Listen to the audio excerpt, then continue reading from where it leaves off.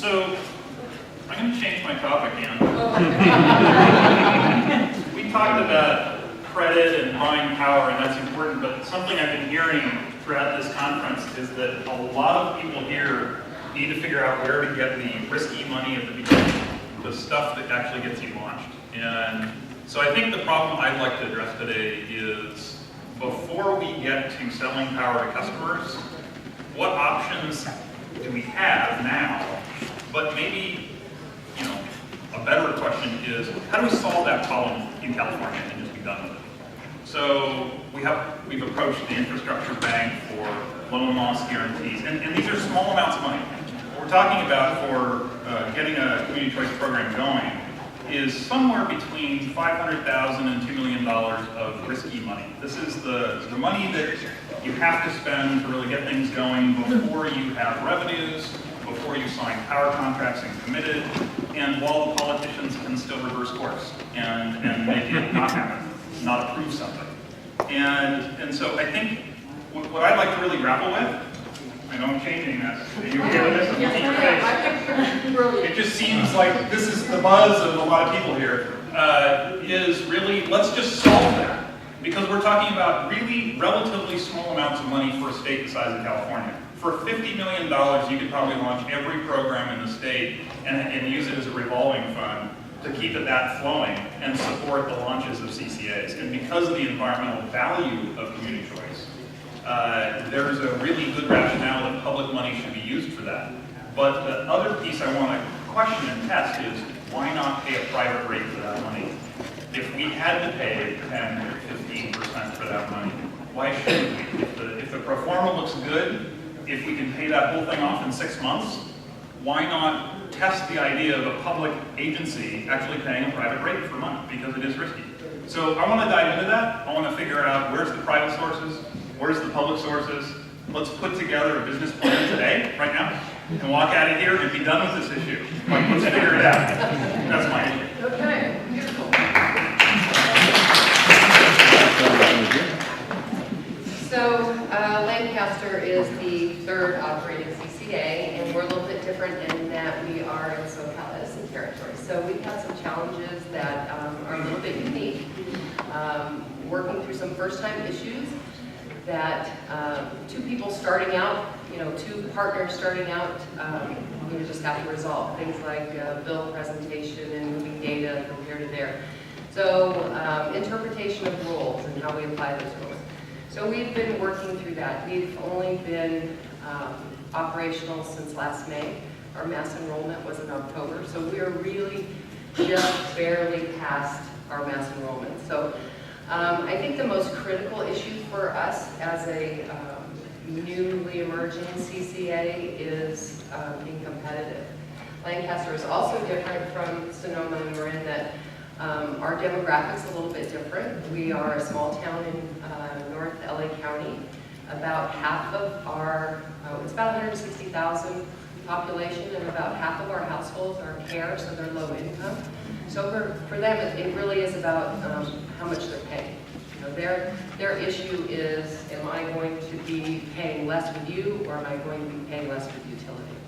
So I think the largest challenge for us has been how to set our rates, how to remain competitive, and that's not always an easy process, given that the utilities rates seem to bounce around quite a bit, and we had a significant reduction in rates this January. So we've had to go back. We also are a city as opposed to a JPA, so we're governed by a city council. So we went back to our council, our governing agency, and reduced our rates. And we need to do that and still be able to run this as a business. So that's kind of been our biggest challenge, I think, for CCAs that are looking to form.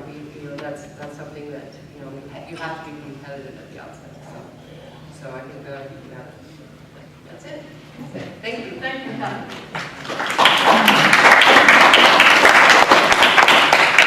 Okay, 3 meaty issues for impediments to accelerating community choice.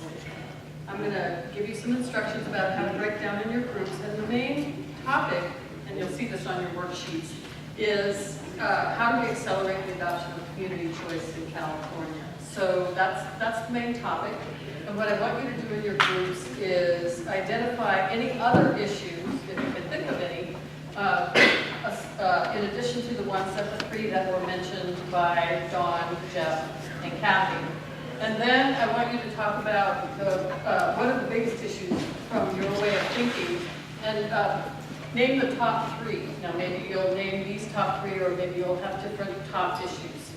And then you get a bonus if you talk about what should be our next steps in addressing those issues. So this is the part where there's a little bit of chaos involved in self-organization. So I would like you to get into groups of about 6 to 9 people. And some of you may want to go out into the hall to have your group out there, that's fine. But about 6 to 9 people with people who are close by.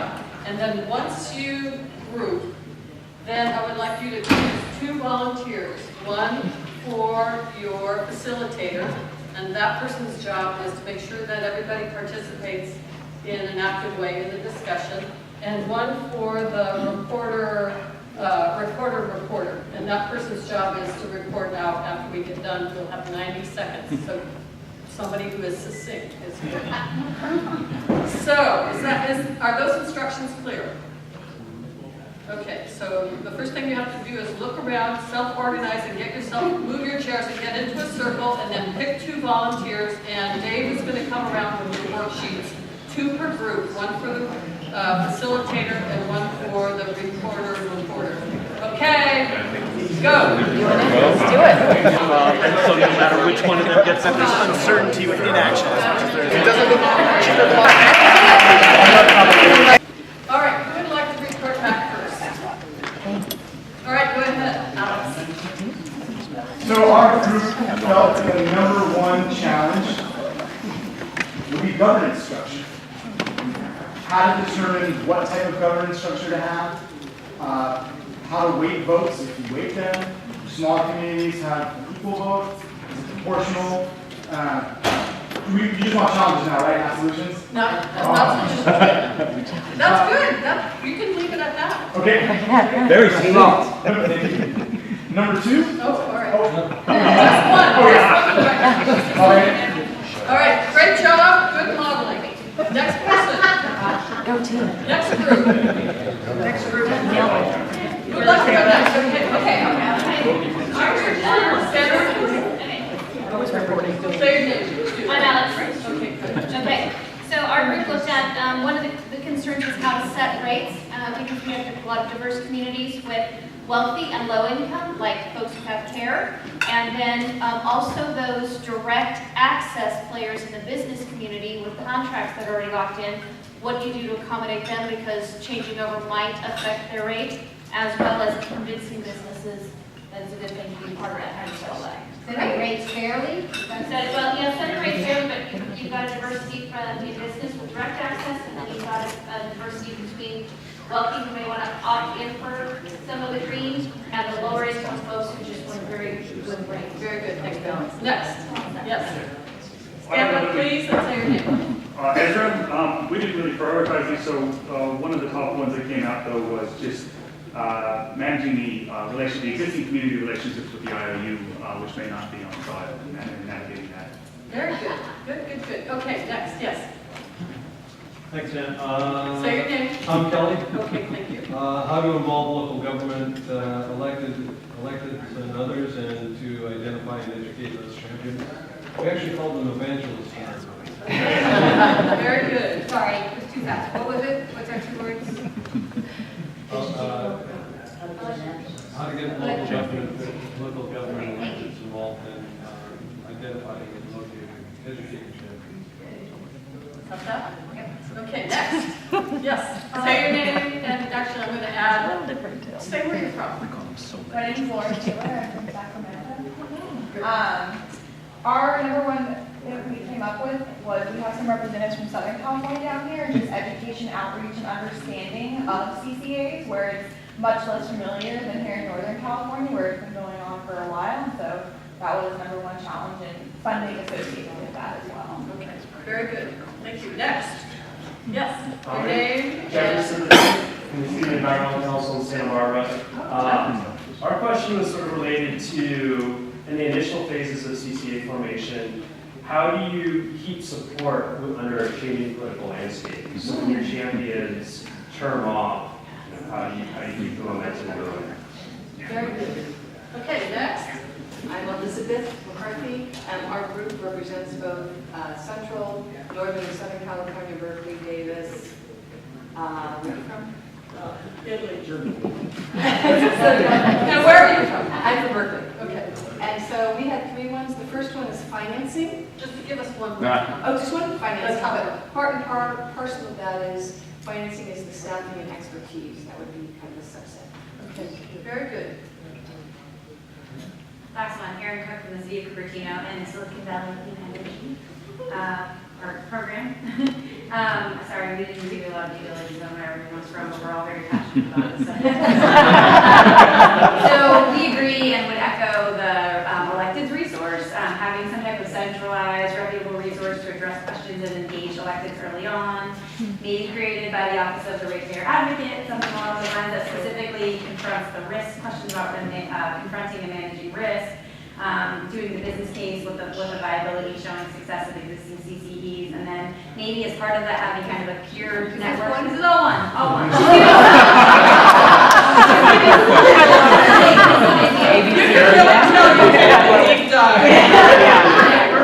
We're in it, right? Yeah. So peer network of elected officials, people that are already owning it, running it day to day, to talk to existing elected. So Erin, that was great and rich. How would you say that in 5 words? As far as the challenge, right? Just not the solution. Central resources for educating electeds. Yes. Central resource for educating electeds. There it is. Okay, next. Any more left? Oh, she wants to add. Any other groups that haven't reported in yet? No. Okay, so you see, actually, Andy, can you read through the list again, and let's fill in case there's any serious gaps here. Be kind. Governance structure, setting rates fairly considering diversity, existing relationships with IOUs, local government engagement as a resource, education and understanding for those not familiar with it already, changing political landscape, financing, including upfront studies, and needing a central resource for educating electeds. All right, so first I want to direct a question to Dawn. So I don't see PCIA. Oh, you'll come to appreciate it. We assumed that was on. Yeah. Discussion say things they didn't already mention. So we all knew that one. All right, so let's add PCIA. Just checking to see if you're reading. And competitiveness is where you. Yep, competition. Competition, what do you mean by that? Well, for this group, when we said competition, it's other programs coming in, whether your current IOU has created structures solar to choice. compete, solar choices, or, Go Green or whatever, or if you've got a competing power authority that's coming in, that things along this, how do you differentiate with that competition so people understand what's going on? Very good, okay. And did I see a hand back there? It's okay. Okay. All right, so are there any other big gaps of challenges that you don't see up here? Now, I'm not talking about, like, there's bound to be lots of them, but just big gaps, yes. Support or opposition from organized labor.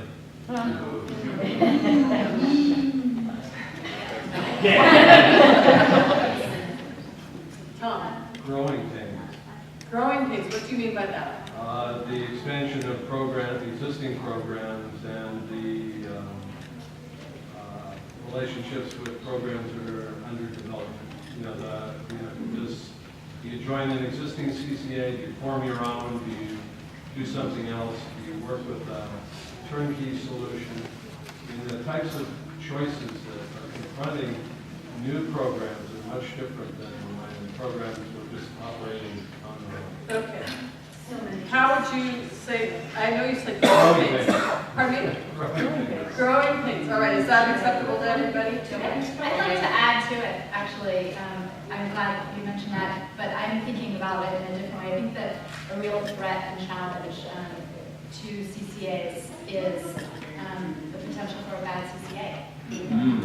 I think if there was a bad CCA, kind of giving the market, giving us all kind of a black eye, that would be really problematic. So I think that, I guess we'll talk about solutions later, but I think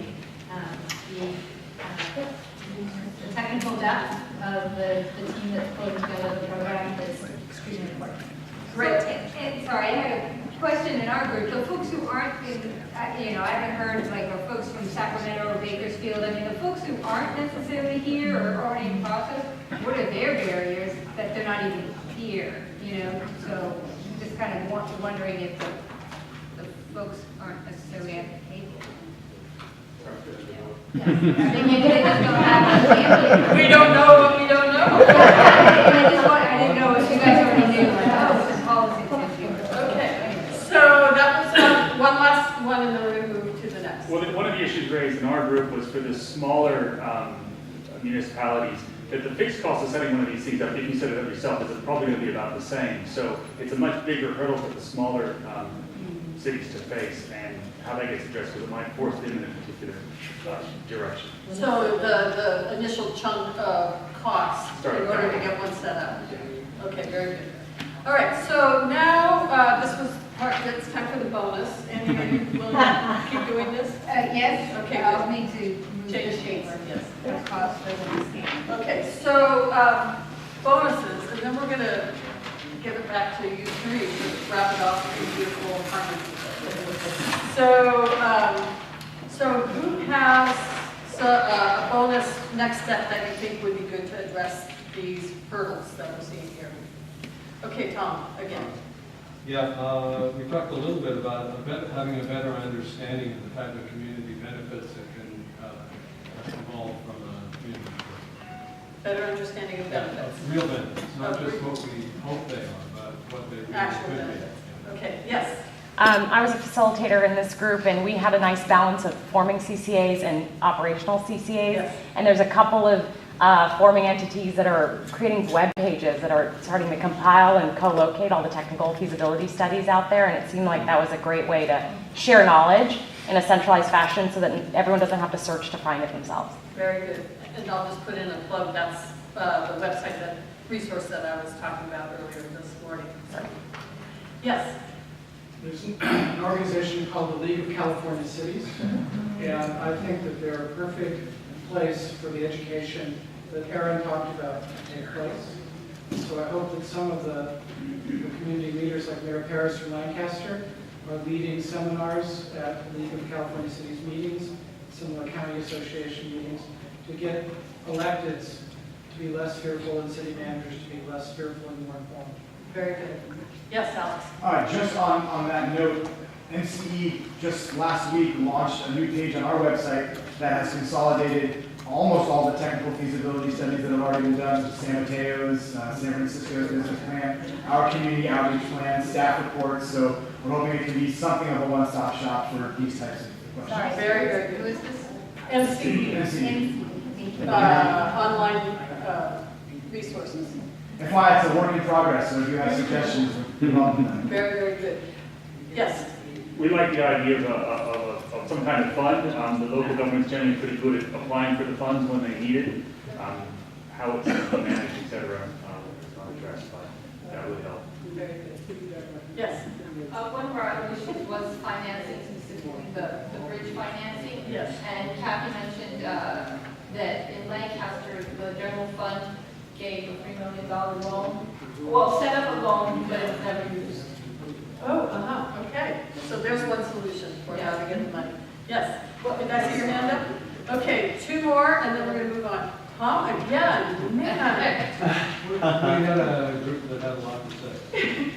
So I actually have two things. One is working with local or regional agencies to streamline things like permitting processes so that when you do have a program that's getting started, your policies that are in place actually make it easier to say to rooftop solar or those kinds of things. So Facilitating policies, local policies. right. Yes. And some, we also mentioned the strategic growth council as a possible source of funding for some of this stuff. Very good, very good.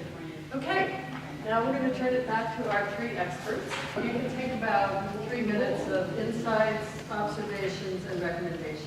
Yeah, I think that all of what came up was super relevant. I think that what's interesting to me is seeing the difference in issues from the early stages of community choice startup to the other issues that come up once they're up and running.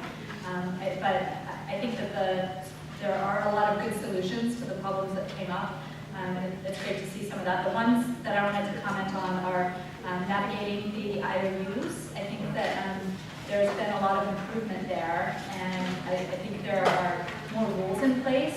At the beginning it was very much the Wild West, and there was a lack of rules and a lack of oversight, and now that's changed a lot. So we can be more vigilant, when we see things that aren't going well. But I think that that's an area where there's some solutions already at play. I think identifying champions is definitely really important. Every community that I know of that's really made progress has had both a strong advocacy community and also an elected champion. I think both are really important, and they kind of drive each other. I think one other thing that I've seen really help in this area is friendly competition between jurisdictions. Politicians have sometimes had egos, and they've been outdone by their neighbor. And so this has been a really helpful tool to utilize when trying to get neighboring cities or neighboring counties to take up the effort. So that's exciting, and I think I'll leave it at that. Very good. Thank you, Don. Jeff, go ahead. I think that's great. Riffing on your last comment, I won a consulting contract once when a private or public agency asked me, why would somebody adopt a green building code? And I said, pride and envy. And they said, pride. Apparently it's true. So on the champion point, one tool, I think it's obvious to get a champion who's already aligned and give them the tools they need to go out and be effective. Give them the answers to hard questions like, how do I know my power's clean when I share a line with my neighbor and they're not signed up? Like, find out the answer to that question and nail it. Because if you know those answers, if you give your champions those answers, you're gonna be effective. You're actually gonna be walking the walk. But in addition to that obvious champion, go after somebody to flip. Go after a critic of your program who's reasonable. Somebody who says, I don't buy this, but we'll listen, and then work them until they're yours. Because they're golden. Yeah. They're your story that you can go to the rest of the public who are like them and say, you know what, I didn't believe it either. And they're telling the truth. And so I think you need some of each. And that's going to help you with the more fiscally conservative community, business community, and all that. One thing we're missing, so this is a heavily regulated industry, but it is not an industry that currently has standards. And that's a problem. So one of the things operating CCAs have been talking about a lot is developing those standards. And we do have some draft ideas, but that needs to be finished, or rather it needs to be continued. And I think this industry needs self-administered standards at a high level that we can really adhere to so that this industry is held to good ethics and good performance, and then when legislation does come down as an attack, we can say, the standards are already here, write that piece of legislation, rather than let's just take what comes at us. And to get that done, we need a trade association. I think we need a trade association like a 501c6 that advocates on behalf of this industry. Every other industry has one, and we don't yet. And we need it really bad.